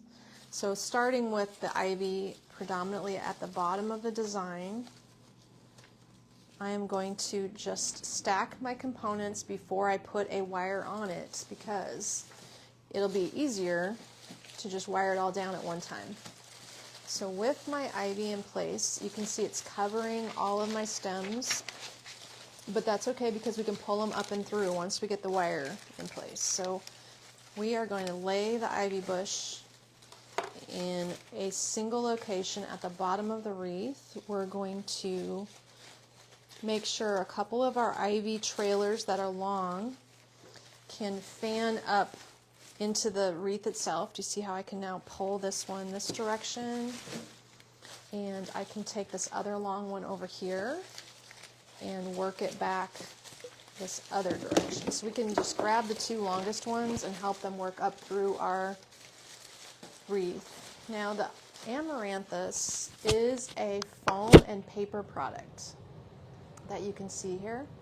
And with the foam and paper, if you cut it in half to move it and position it around, just make sure that wherever you cut, you put some glue on that end because it's going to unwrap the paper. But I didn't cut my design. I just sort of laid it in there, cut off this end here. The cut end, what I mean is just put a little dot of hot glue or Elmer's glue to ensure that it doesn't start unraveling for you. It's a nice little tip. And then we can lay this over top of our ivy bush, and it needs to drape. It doesn't look right if you're trying to pull it upwards. It's a draping product by nature, so we're letting it drape down. But you can sort of separate the stem so that it's draping in two areas instead of all in one glob. Do you see how I left some of it go that way and I'm redirecting the rest of it this way? In shaping, we can secure that more easily. But now that I've stacked my components, I'm going to put a couple of wires in place just to make sure it doesn't go moving around. And my amaranthus is laying directly on top of my ivy bush, and we will work all the orange back through it. After we get it wired, we're going to put a little tape over top of our wire, which is not a necessary step, but it's a nice professional finish step. We're going to twist our wire into our taut tape to cover it. It's a little bit of a trick. It's a floral professional trick there. So we will say that by practicing, you would get better at that. Just need to do it a few times. So my stems are going to be all grabbed here. We're grabbing the amaranthus, the end of the ivy bush, and going around my wreath. And I'm wiring this in place right here, if you can see that. I'm using a pliers to make sure it's good and secure. And the amaranthus has been cut off. It's not too short, but I cut most of the stem off. It's much longer than needed. And probably 2 spots is all you're going to need to lock these 3 pieces together. So I'm now picking a second spot. It looks to be about 4 inches away. Going across my ivy stem, across my amaranthus stem, across my wreath, and locking that in with 1 more wire. The taped wire just gives a nice finish. It is not a necessary step to tape it. You can just use regular old wire. And as another customer suggested, and I guess I'll just keep saying, you can use zip ties. Zip ties would be optional. Okay, now that we've got those 2 wires in place, it's not arranged yet. So we just need to figure out if we can pull up some of our orange from the background. Let our amaranthus begin to drape there. Let our ivy drape. And in my photo, did I end up with my bow at the top or the bottom? Does it matter? Good question. I'll check. I'm just making sure that you the orange had it at shows. the bottom. The bottom? Okay. Yeah. You had the ivy and the bow at the bottom. So, I don't know. Probably just do it whichever way you feel like. This wreath is paper and plastic and silk components, lots of wire. So when you pull all these pieces up and through, all the wire allows you to really shape it nicely. And then our 2 long tendrils that we were going to redirect up our wreath, you basically can use the wire on the wreath itself to secure your ivy. Just lift it and twist it around behind there. It'll stay. Or you could add more wire to hold it down, but it looks like it just winds right in behind there. So the nice finished result is to work the long tendrils of ivy. It's not going to completely go up and around your wreath, but this long one is making it pretty far. Just however it looks good to you is perfect. There is no absolute right or wrong way, just a bunch of good suggestions to get the job done. I think it'll turn out differently for everyone too. And that's the beauty of it. You're doing this yourself and creating it on your own. It's your own spin on it. We'll personalize it for you. I'm just using a couple of my orange pieces to secure the ivy in place by twisting them together. Because this is a lot of wire in here. There's plenty of wire. Okay, can you believe it? We only have 30 minutes left in our part 1. If you're just joining us, all of these kits are on sale Saturday and Sunday. So you can grab these on sale. Let's get a good look before I put the bow on. Beautiful. And the bow could go at the top if you'd like. It's so unique. Or at the bottom. And since I designed it at the bottom, I'll put this one on the bottom, but I think it looks good both places. That could be completely up to you. I love the colors of this bow. The butterfly theme is so fun. But we also have all of these individual ribbons for sale, on sale today. And you could choose from multiple reds. There's even a pretty coral. I meant to have a whole bunch of ribbon around the show as we went. There's a coral that would work with this look also. You have the tray right here. It is the individual component. Oh, I see. The individual coral ribbon that would also match this. And when you get your bow in place, you kind of have to tuck some of the tails in there so that it doesn't hide your product. It's always good to integrate your bow a little bit rather than having it float on the surface, in my opinion. So I'm tucking these longer tendrils into the bottom of the wreath. There we go. You can even kind of spiral things to see how you do that. So this is a fun bow with a little bit of monarch butterfly on it and the plaids. Love that look. All right, everybody. Here we have it. A new design ready to go for your protected front porch area or your interior space. Looks pretty gardeny to me and very bright and fun. This design comes out to be, with the hanging amaranth, it's pretty long. It's going to be over 36 inches long when it drapes, and it's going to be nearly 24 or sprawling to 24 inches across. All right, which one's up next? Beautiful. We're going to do a swag next. That looks very nice. That is one of my favorites. Love it. All right, we are out of space. We're going to hang it over here. Yeah, we're going to just hang it to the side there. We will recap at the end of the segment all the pieces we did in the segment today, so that you won't miss anything before we start. Mary says, I love it. I'm really starting to love orange. Orange is gorgeous. A strong look this year. Amanda said it's her favorite so far. Okay, so this is going to be a swag kit. I'll hold this one. Pretty simple, so this should be a quick one to put together. Oh, this is hitting my necklace, sorry. Okay. So if you got the components sitting there with you, we'll snap another quick photo. Absolutely gorgeous, Carla said. Stunning, Kathy said. 1, 2, 3. There we go. Mom's pose right there. Okay, are we ready? We are. Easy this peasy. Is a little bit more to the coral direction. This is the coral ribbon I was thinking of. That could be worked with that ribbon. This is the Pink Berry Swag Kit. Regular price is only $46. This kit includes the Nandina leaf bush. The bow is optional. The bow is optional? That to the side. Yep. Okay. So the Nandina leaf bush. It includes 2 of the Blossom Pink hydrangea stems. Whoops, this is the hydrangeas. Yep. 2 flower berry fern sprays. And some floral wire. Okay. The optional add-on is the First Day of Spring bow. Depends if you would like a bow or not. We're going to show it both ways today. This is an easier design. Doesn't have very many components. Isn't terribly hard. I think first, before we get started, we're going to tape a couple of wires to make sure they're prepped and ready, as I like to have everything handy. Wires are taped as an option, just to give them more tackiness, a nice finish.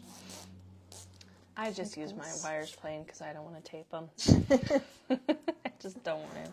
There you go. I don't want to do it. Oh well, at least you're doing it. You're quite productive for a Saturday morning. Good morning, everyone. You make it look easy, Marga says.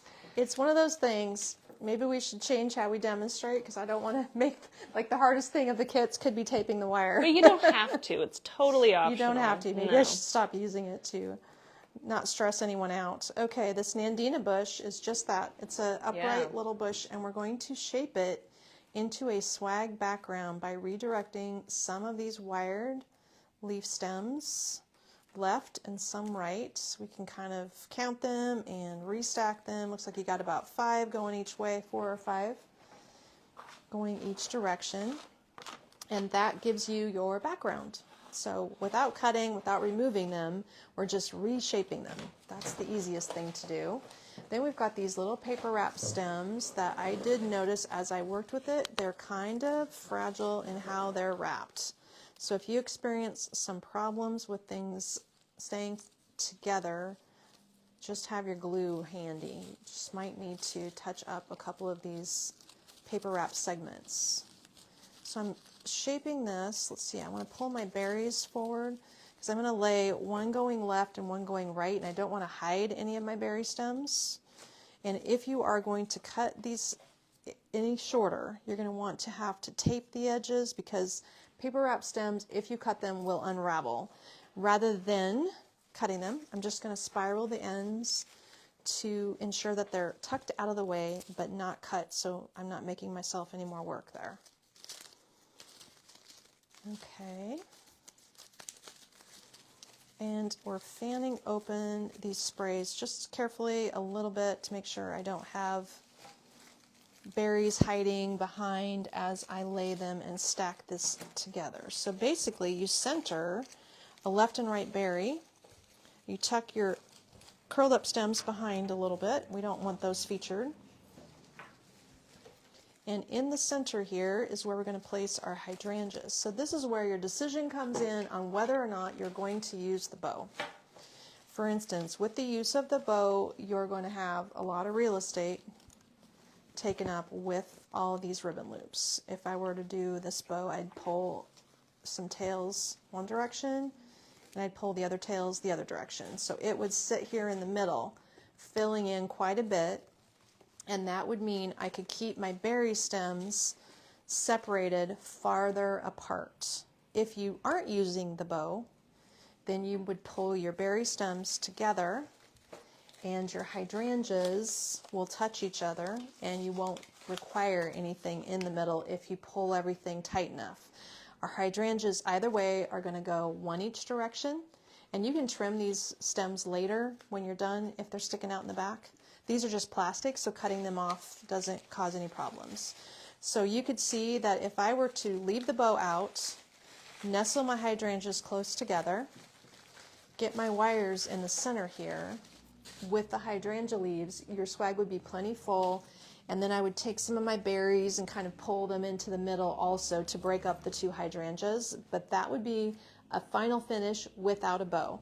We're going to stretch this apart and create space for the bow, so that would be option 2 if you want to purchase that bow separately, or make your own, or use something else you've already got, you know, up to you, some variations. So let's slide things apart a bit, slide our hydrangeas back a bit, and our bow will fit right in the middle here when I do that.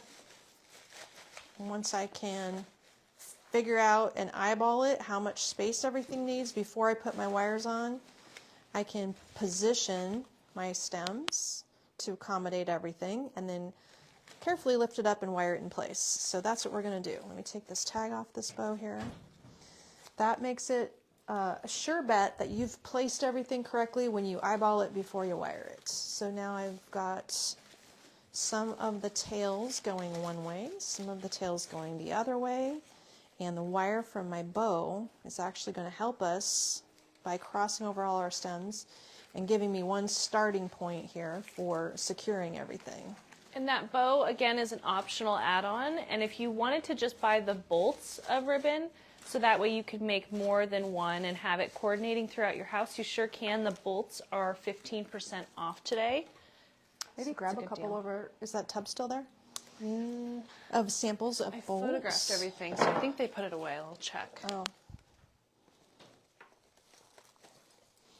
So my ribbon, the bow, came with a piece of wire, and I've used that to secure once in the back, but one in the middle isn't enough to really make sure your swag is going to stay put. I'm not going to shape this in place yet because I need to go in behind here and add a couple more wires so that I can also create a hanger. So I'm going to, in addition to the center point where the bow has secured things in place, I'm going to put a wire on the left and the right of the center, and then I'm going to cross them together to make a hanger. So that will lock all my stems in place in 3 areas, and it will also allow me to create a nice little hanger that will help this hang horizontally. Of course, if you want to do a vertical hanger, you sure could. That would be option 2. And I'm making sure as I wire, I'm catching all my stems here. Nothing's hanging out or sticking out. There you go. And you could cut off your bow wire as well. So we've got 2 taped wires coming in to the back. I don't need the full length. I only need about 5 inches, 4 to 5 inches to cross over each other and then twist into a nice bar hanger, which allows you to position it on a nail or over the top of a mirror or something. This is perfect. Okay, we're going to cut off those bow wires. Then the last step will be shaping. And the shaping is key to the best look also. I'll show you my hanger again.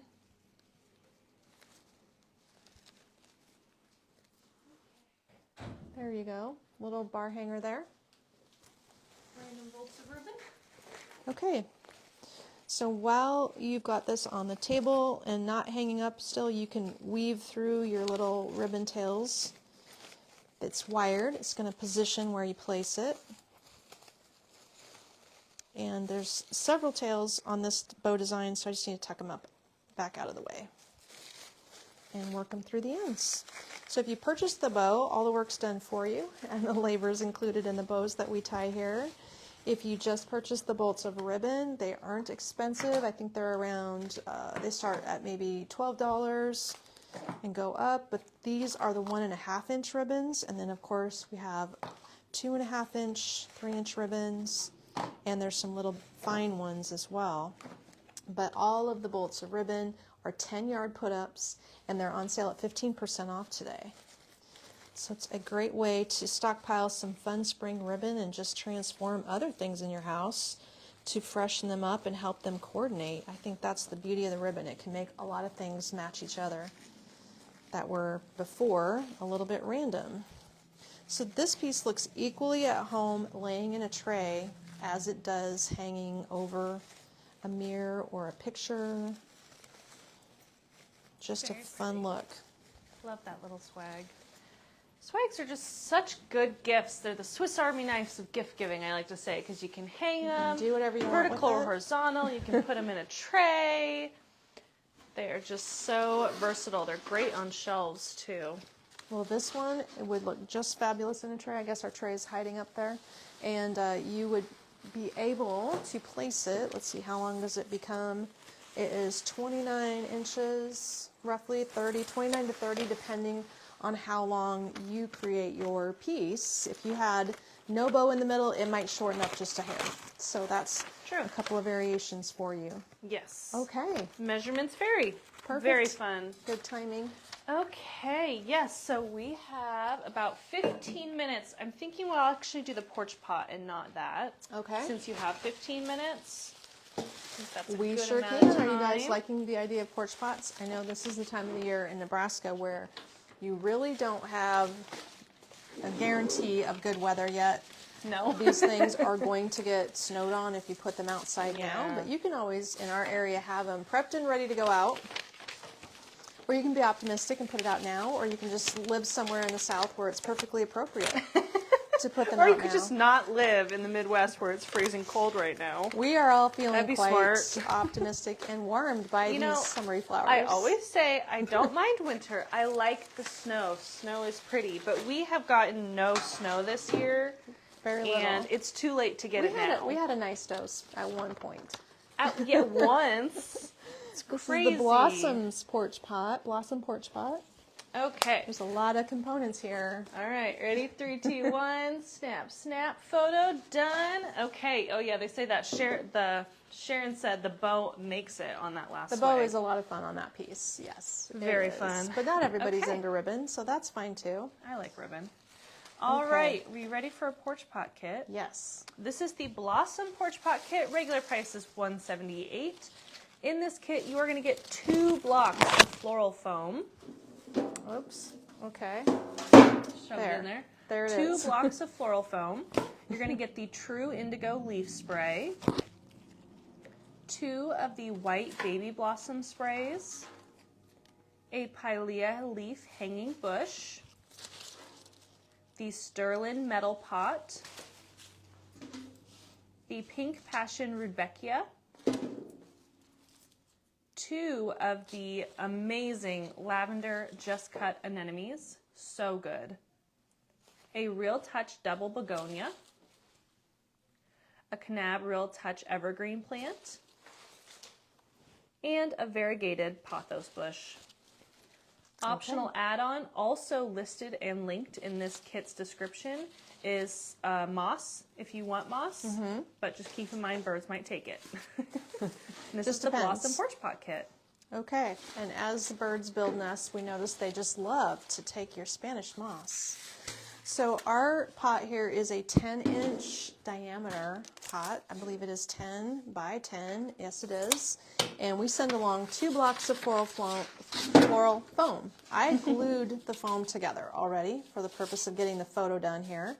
If you glue the 2 blocks of foam together, notice that there's still plenty of space inside here. So you would either want to, and I don't want to cause too much extra expense on the kit. So for this block to be glued in the center, there's still play and it could break off the bottom, given cold weather or falling over or something like that. You could support this foam by putting sand or gravel or rocks around the foam. It would also add weight, making it more secure outdoors. If you feel like it needs to drain, you're probably going to want to drill holes in the bottom of the bucket. And you also could wedge additional foam in here, just extra scraps of blocks on the sides so that the main bricks, which are supporting all these stems, don't move. So that's just a little bit about some tips to make sure you're doing the process correctly so you don't experience things falling apart inadvertently. I'm going to put a nice amount of glue on the bottom of my blocks, and I'm also mindful that on my bucket there's 2 seams, and I want my blocks to orientate this way so that the smooth part is the front of my bucket and that my blocks are stacked backwards for the depth of my planter. I want tall things towards the back, short things towards the front, so that's the orientation of my blocks. Kind of important sometimes. Okay, we're going to start with some height and just outline the top and the bottom of the design with the indigo branch. This branch comes very tall. I don't know how much I cut off, maybe 8 inches. Very, very tall. But the stem, as you can see, you can have the leaves come down to the top of the bucket. You'll need to cut some of that off in order to achieve that. And I'm going to drop this stem at the back. Should make sure I let my glue dry, but we're dropping the stem towards the back of the foam so that I can build my planter with nice depth. I don't want to get my stem in the middle of the bucket. I want it to be towards the back of the design, which is intentionally one-sided. You can of course modify this if you have to create an all the way around design, but assuming you have a front to your porch pot, this is the way I usually build them. And I am, just so that I don't break anything, going to add a couple of scraps of foam on the sides because basically, just from handling this with the glue not being set, I'm going to break the foam out. So we're going to quickly throw in a couple of smaller chunks of foam here. And that will help me ensure that I don't make a mess of this while I'm designing it for you. This could also be white styrofoam that are scraps from shipping at your home. Recycle something, that's always good too. Okay, we got our tall item. Let's put our green plants at the bottom. Wow, everything's falling on the floor. It's not a DIY day if there isn't a mess at the end of the day. There's a mess at the end of the day. So this plant has been pre-shaped. Once you open up your plant and start separating all of the material here, it gets much larger than when you get it straight out of the package. We've shaped this already for the purpose of photography, but there are many little parts and pieces to these branches, and the more you loosen and soften up the shape and take away the straightness of every stem, the better it will look.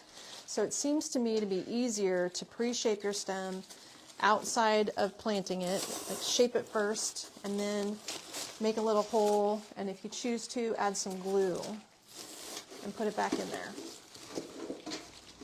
There you go, because that stem is very chubby and it's hard to get it pressed into the foam, especially this one. So you might want to just pre-start your hole before you add the glue to make sure that you're going to be able to get it in there. And then your stem of your pothos here, this is the most realistic pothos. This kit actually is using our premium materials. So if you can see the detail on this plant, look how realistic the buds and all of these new growth areas would be. Just an amazing combination of components, just realistic as I've ever seen. So we're going to press that in with a little bit of glue and get that secured into a hole that I have made in advance there. Now that has filled and outlined a green base pretty nicely. All we have to do is add in some color now, so that kind of outlines our green base. We also have this little evergreen that will do the job, and he is a natural touch evergreen plant. I don't know why it's called an evergreen plant. I feel like there's another name for this. It's not coming to me, but it does have a really realistic leaf, and I believe he's UV protected. Most of these components are already tested outside by us, so we know this is a great combination for outdoor use. So I'm dipping this plant and dropping him in the center just for the last touch of greens there. Isn't that something? Now for height, we're going to use this rudbeckia stem. It also looks to me like a black-eyed Susan or a coneflower.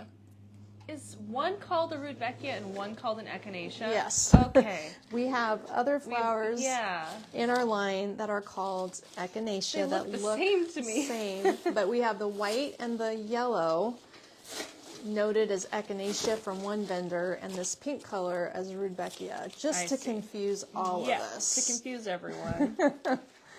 We're going to let that be the height of our design. And I will need to kind of gauge this here. Make sure I stay on track with where my front is. We're going to pop some glue on this gorgeous little bush here and drop that into one lower area of our planter. It does have a real natural touch petal to it, so it feels and drapes and looks like it wants to hang a little bit or droop forward. So I'm just letting it do that because that's kind of a natural look for that begonia. And then we also have our baby blossom and our purple anemone. This is a regular silk stem. This is a gorgeous natural touch stem.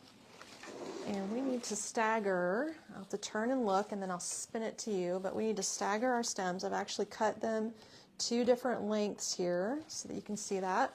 We've got one that's going to go up higher. It looks like they're going to stagger on the same side of my planter, just offset from each other. Very cute. That, like, the color combination is so unique. I wouldn't have thought of putting orange with that, but it looks so good and very realistic with all these real touch stems. It's going to really Clever, fool the clever eye. lady you are. It's going to fool the eye of all your neighbors. They're going to wonder how your anemones are blooming like this continually. True. Okay. If you want to tell them your secrets, I wouldn't be mad. That's probably one of the most common things people say about our geraniums is that they are fooling their neighbors and their neighbors are my asking. favorite is when the lady was on a trip for 2 weeks and her neighbors were watering her geraniums for 2 Her weeks. artificial they were geraniums. Yeah. They're wondering if that stem's a Dieffenbachia. Oh, Dieffenbachia, yes. Dieffenbachia? Thank you. That's what it is. Dieffenbachia. Mm-hmm. Beverly said, I think this is my favorite porch pot yet. I love all the greenery in this pot.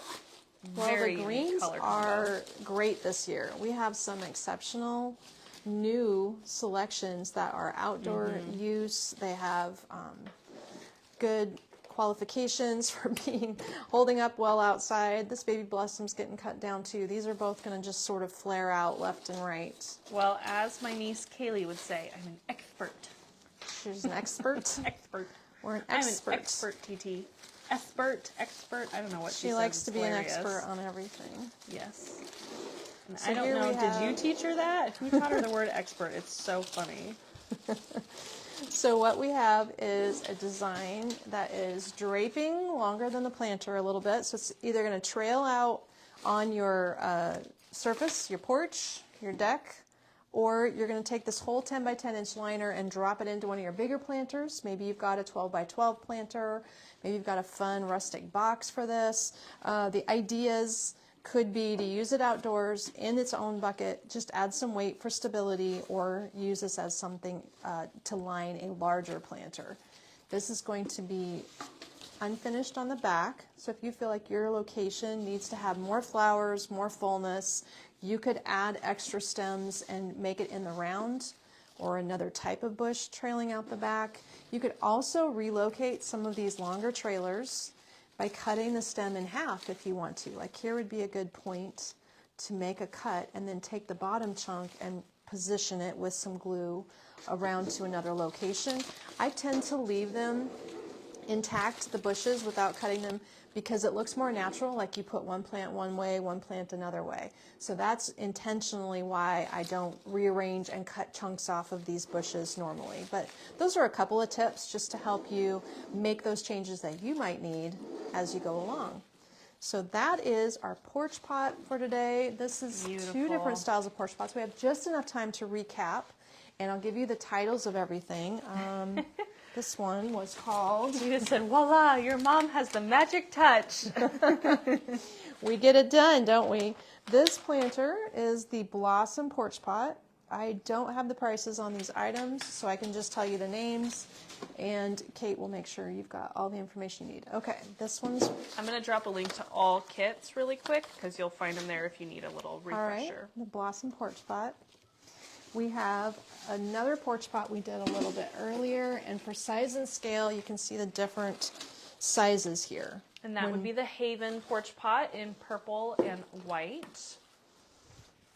And it's made in I think this is a 7 by 7 inch planter, a much smaller scale. And then we did the pink berry swag right here next to you. Beautiful. Optional bow. We did the passion fruit vertical swag. That one was really cool. This one comes with the bow. And then we did the Busy Bee collection. So we have the Busy Bee Wreath. I don't know if I can get this down safely without dropping my ribbon. There it goes. This is the Busy Bee Garland. I think the thing's on there. Can you pick that up? Oh, I see. There we go. Okay. Busy Bee Garland. So you got the red, the yellow, strawberries, optional little butterfly there on a green base. And then the Strawberry Fields hanging basket was what we started with. So if you missed it, go watch the replay. And that wreath? Oh, and we did the orange wreath. The orange citrus wreath. With all the gorgeous amaranthus. Beautiful. And that one comes with the bow.